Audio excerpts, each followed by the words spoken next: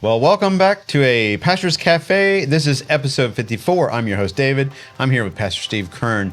And today's topic is the Abraham shield, Iran's threat, and prophetic alliances. How about that? And we will be right back. Yes.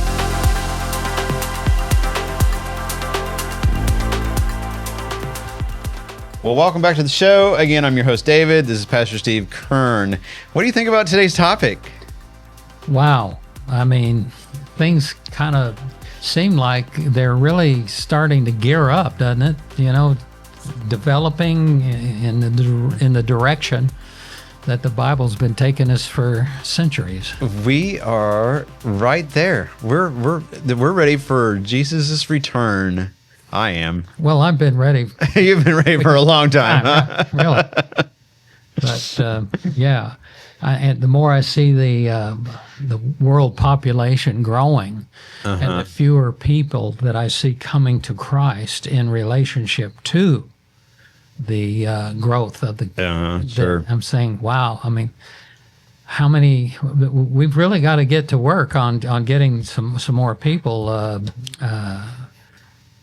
saved. That's right. It's like we are already on board the ark. Yeah, really. And the door is closing. The door is like right there. I know. Wow. We'll see what happens.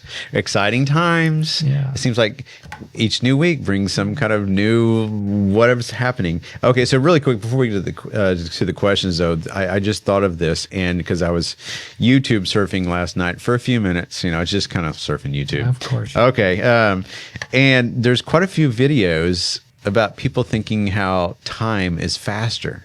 And even children are making, like observations that time is moving faster. Here we are. It's July 2nd. I know. It wasn't just January just a few weeks ago, and now it's July. Now I know it's the year's half over. Yeah.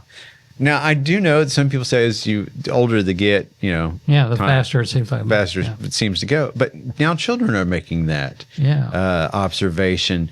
Is it just because we're so consumed with everything that we have at our fingertips and at today's technology and this world that's fast moving? I try not to be fast moving, but it just seems to always be that way. Is it possible? I mean, I don't know. This is really crazy. Is it possible that Jesus, God, is speeding up time because and okay, I don't want to be like, I know what God's thinking or whatnot like that, but are things speeding up because the return is so near? Listen. I don't know. I mean, here's how it's speeding up. Our lives are so much more full of activity. Stuff. And, well, not just stuff, but I'm talking about, okay, I got to do this now, and I'm doing this. And it seems like that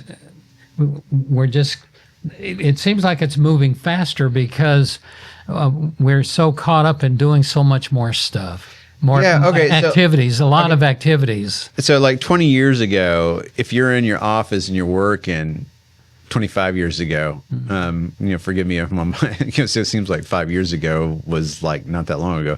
You'd be in your office working, and the only thing you had in your office was a phone. Yeah, right. And it's like picking up a phone going, is such a need that I actually have to pick up the phone, dial the extension, and talk to the person? Or should I just walk up and get out of my desk, go out of my office, and walk over to their office and have a conversation with them?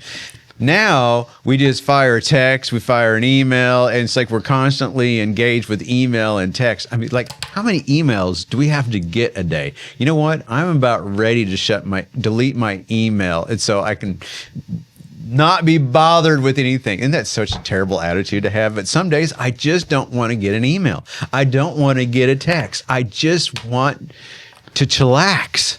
Well, I've learned how to handle that. It's called delete. That's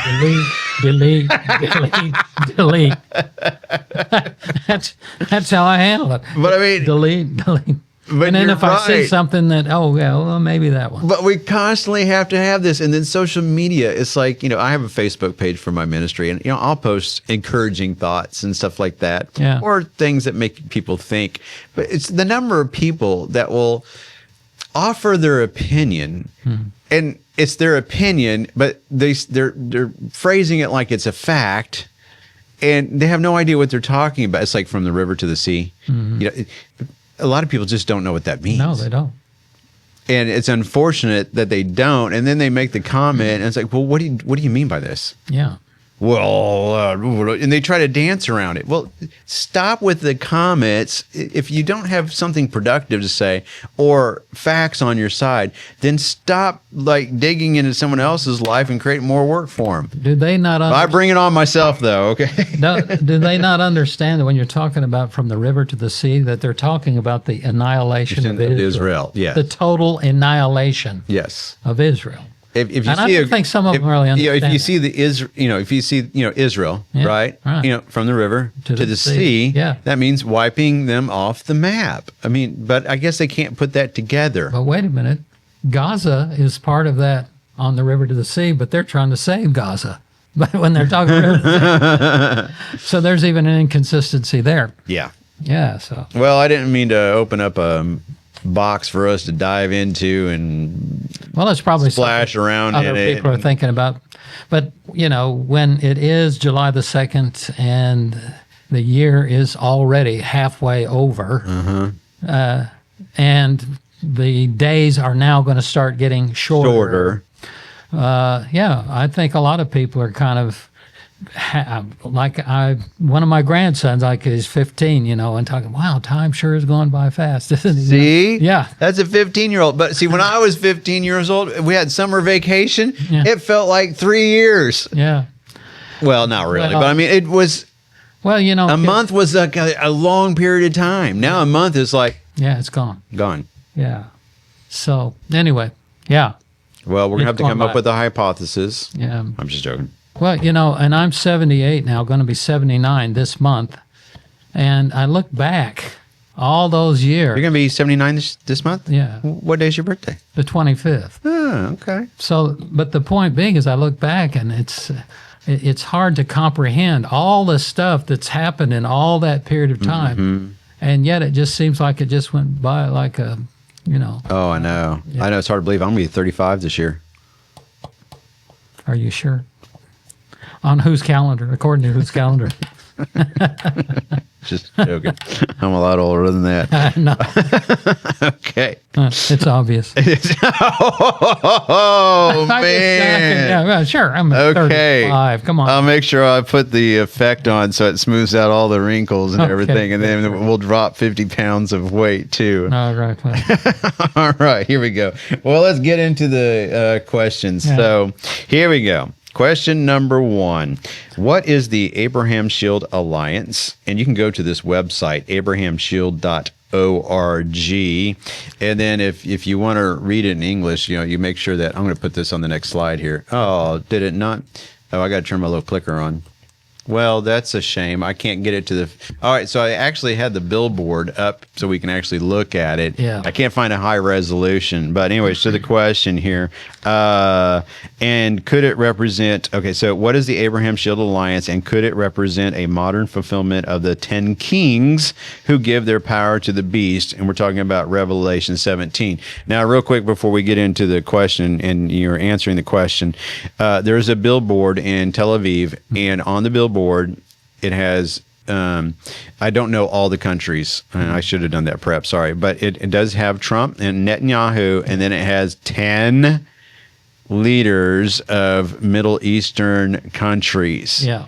10 kings. Yeah. Now, I'm not saying it is 10 kings, but isn't it kind of fascinating that now you have this, it's called the Abraham Alliance. Yeah. What was the Abraham Accords? Right. Was Trump did in 2000 and what year was that when he did the Abraham Accords? Well, it was kind of like in the second year of his first term. Yeah. Yeah. And so now we have the Abraham Alliance, and with Netanyahu and Trump pictured 12, but if you take those two out, you get 10 kings. Yeah.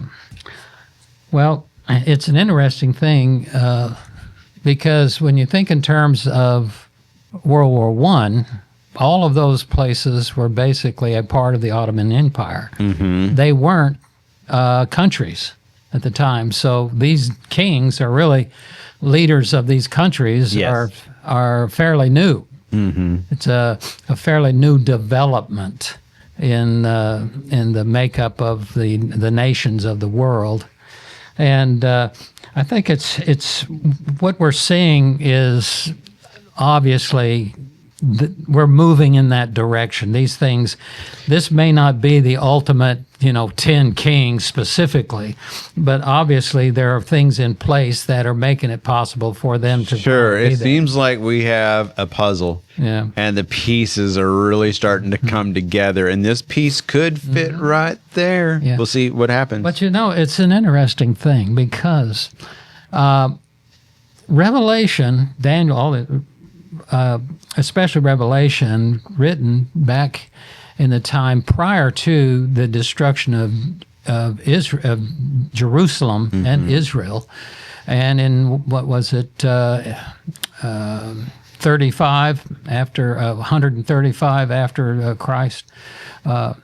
Israel was basically, Rome just destroyed it, and it wasn't in existence for the next 2,000 years. Yeah. And yet here we are dealing with all these prophecies about how it's going to handle with Jerusalem. And Revelation was talking about these kinds of things back then, Yep. right when Jerusalem wasn't going to exist anymore. And now here we are, and God says, I will send you away from the land, and then I'll bring you back. And we see how that it all just continues to be coming back together. Oh, yeah. And it's more than miraculous. It's just downright. You can't get around the fact that it's happening. It's fact. Yeah. Yeah. Now, let me ask you a question that goes along with 10 Kings, and it involves Donald Trump. Yeah. Could God be using Donald Trump to bring about the rapture, and could Satan also be using Trump? Is it possible? Well, there's no doubt that God works through kings. I mean, he talks about how he holds the kings in his hands, that nobody gets elected or put in position of power without God's ordination, or so to speak, or God's doing it. And that's really kind of interesting when you think in terms of some of the kings that have been put in power. But a lot of times countries deserve what they get, how God works. But yeah, sure, God can be used. God is using that. He's got his plan. He's working his plan out. I mean, everything that's going on basically is people are being a part of God's plan. And whether people recognize the idea that, or the fact that God exists or not, we see it working out before our very eyes. Yeah. And a lot of people are just not willing to see it because they don't want to see it. That's right. They don't want to see it. They don't want to see it. So, but yeah, the Abrahamic Accord, the 10. Now, the only thing about the 10 here is that these are all the Arabic countries, and I'm not sure as to whether or not the 10 had to do with the Roman Empire and those countries, the nations of the Roman Empire. Yeah. That there's a distinction that's made there that I think needs to be considered as to. Sure. So some of the kings, Yeah. we'll just say that loosely, kings could come from European nations. Right. That's because at the time of the prophecies and everything, of course, Rome was the empire, the controlling empire, and all. And when we think in terms of Gog, Magog is what we're talking about, being more the northern outside of the Middle East, so to speak. Yeah. So we have to. There's still a question as to identifying who or the actual countries are that these 10 kings are the head of. Sure. Or that these 10 kings possibly being leaders in one large group that have their allegiance to the one in power, so to speak. So you've got kind of some of those kinds of things going on. But God's in control and He's putting it together, and so we'll see how it works out. But I think we need just to be ready, because I really feel like Jesus could come anytime. Yep. It's time to look up. Yeah. A lot of people are looking up. Seeing drones too. Just joking. All right, here we go. Question number 2. How do Iran's nuclear ambitions and public threats against Israel align with Daniel 11's description of a northern power and Ezekiel 38's Gog of Magog? Well, according to that question, I'm thinking in terms of Daniel 11 has to do with the Greek Empire that after the Greek, good grief, I can't even think of his name, emperor was killed or died when he was 33 years old. Then the Greek Empire was split into 4 different kingdoms.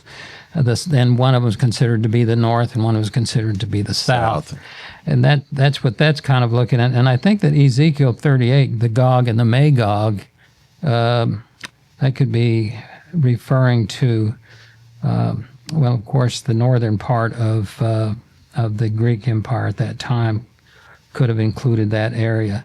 But the nuclear ambitions, threats of Iran really are, of course, being prophesied in these prophecies. But the point is that the nuclear concept of them having to be wanting to be a nuclear empire has to do with their expectation, the Shiites' expectation of the 12th Mahdi. The Shiites, they had these 12 Mahdis. There was the last Mahdi, the 12th Mahdi, basically went into hiding or went into seclusion, into a spiritual realm, is their understanding. But the prophecy is that this Mahdi will come back again when there's a worldwide war and bring peace and all, and do away with all the enemies of Islam and bring peace. And so they're called the Twelvers, that are trying to bring back the 12th Mahdi. And of course, the leaders of Iran, basically, they're all Shiite Mahdis, 12 Mahdis, and they're thinking that through a nuclear war, they can create the circumstance for the Mahdi to come back. Gotcha. And so they're determined to do that. It's a religious thing that they're committed to. It's a fanatical thing. They believe that, and that's how it's going to be, and that's what they're working toward. And quite possibly that is the reason why Iran cannot have a nuclear weapon. It is the reason. It is the reason, yes. That is the reason why, actually, it's not going to change until they ultimately change their regime and the leadership. But the thing about it is when you change leadership, you get something worse. But I don't think there could be anything much worse. Right. You know what I mean? Yeah. But yeah, Iran, that part of Persia, so to speak, is through Islam.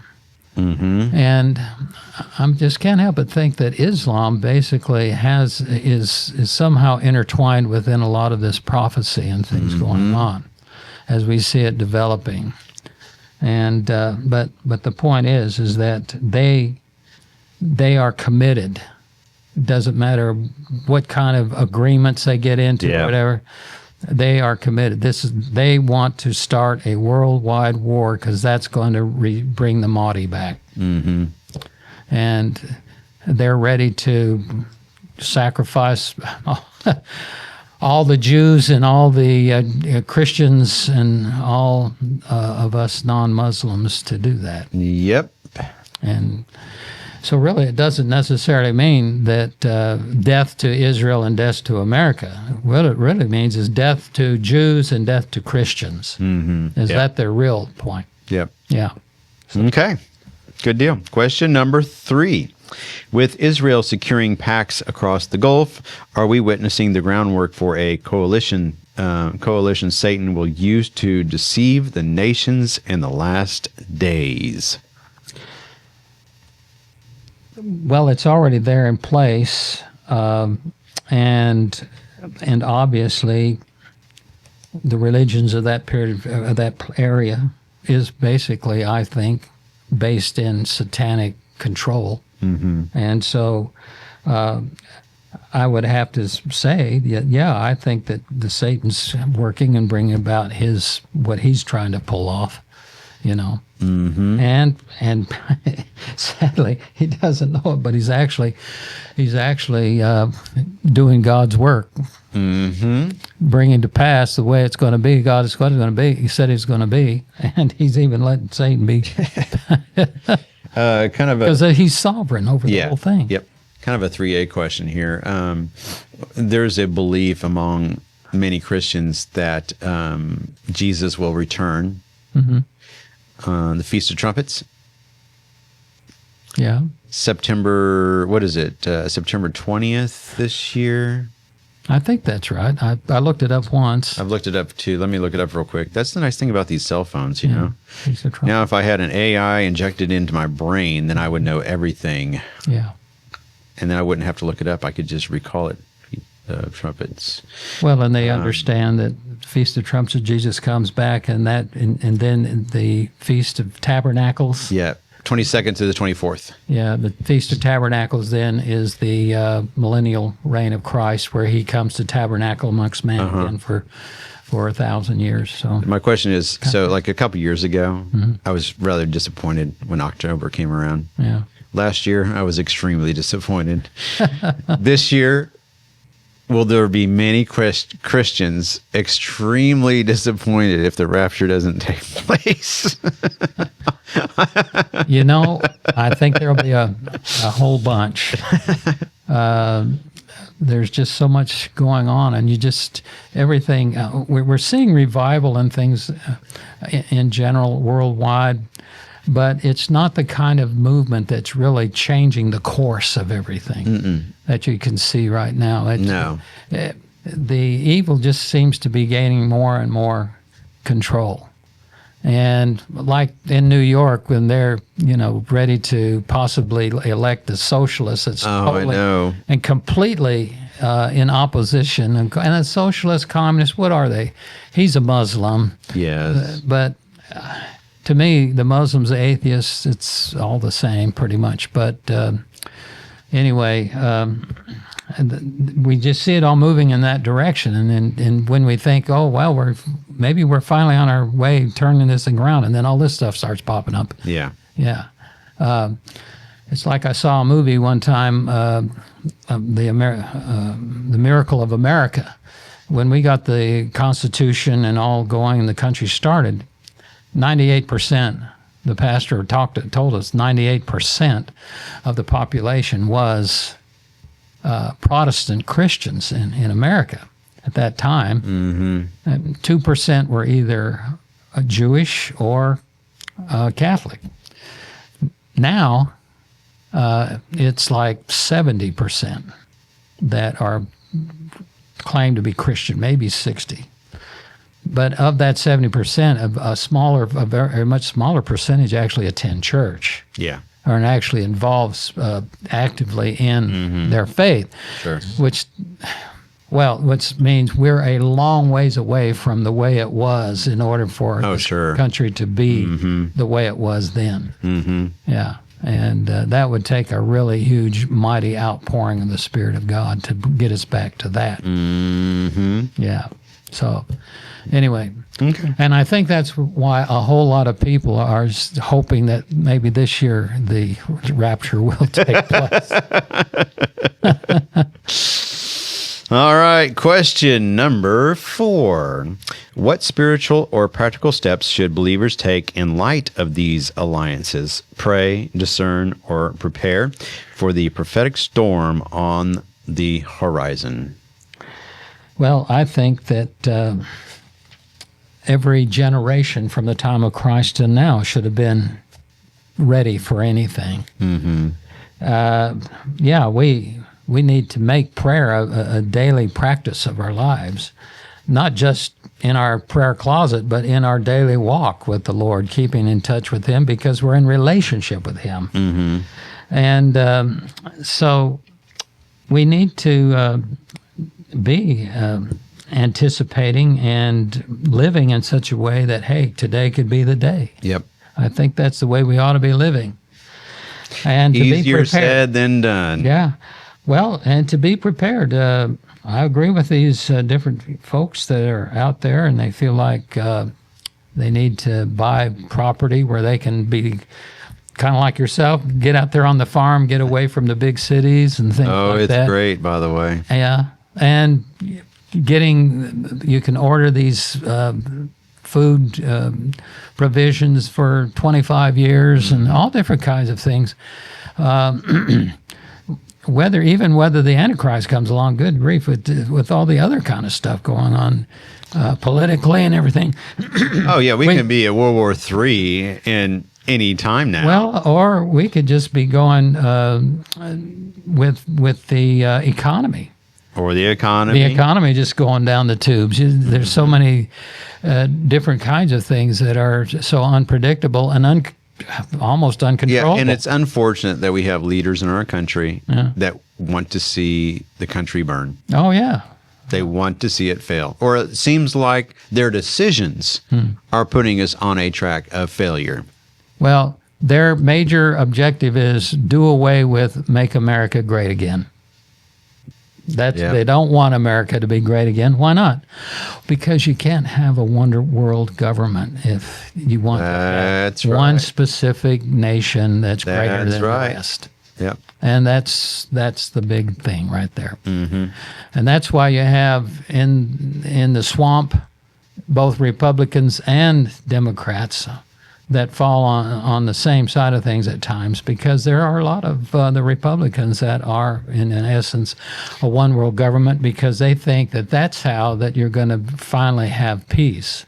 Yeah. Because then you have everything under the control of one centralized government. Yeah. Utopia. Yeah. But anyway, we're not that far from a one world government. Even this country embracing it. A statistic came out, and I'm going to get this as close as I can from my memory of seeing this data.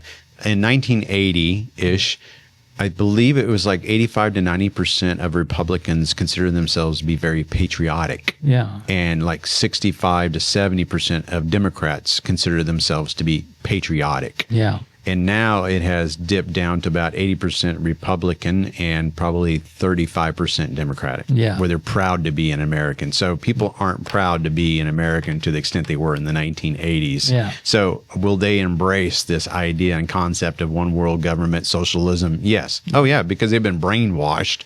And our education system's in the tank just because of... They've been taught that America's the problem. That's right. Capitalism is bad. Capitalism. Socialism is good. Yeah. Yeah. And the rich aren't paying their fair share. And in capitalism, you've got to have rich folks, because the rich folks are the ones that then provide jobs and things for the possibility of a middle class. And what are the communists? Their whole deal is to do away with the middle class. You got an oligarchy, and then you got the rest, and there's no middle class. And you go to China, go to Russia, and all of that. You don't see a whole lot of middle class there. Nope. Yeah. Nope. So anyway, that's kind of what we're up against. But anyway. We need to be prepared for more than just the possible prophetic storm coming. There's a whole lot of ups and downs as you look back through a history of the times when there was prosperity and there was times when everything fell apart. And so you really need to be using wisdom to live in such a way that you're not vulnerable, or as vulnerable, or as not as vulnerable as you're trying to be as less vulnerable as you possibly can. Sure, that's what I mean. Yep. Yeah. So anyway, but there's so much they don't have any control over. That's right. But we do have control over prayer. Yep. And the one who is in control. That's right. So. Okay. Yeah. Any other words of wisdom you would like to leave us with today? No, just keep looking up. Keep looking up. That's right. Yeah. Moving forward, onward, and upward. There you go. All right. Well, that's a wrap on episode number 54. Yeah. Wow. Yeah. Okay. That's a whole year's worth. A whole year's worth. That's right. All right. Well, until next time, we hope you enjoyed today's conversation. Feel free to send us an email and or a question or two. We'd really appreciate it very much. Thanks for tuning in, and we'll see you on episode 55 of A Pastor's Cafe. Take care, and bye-bye.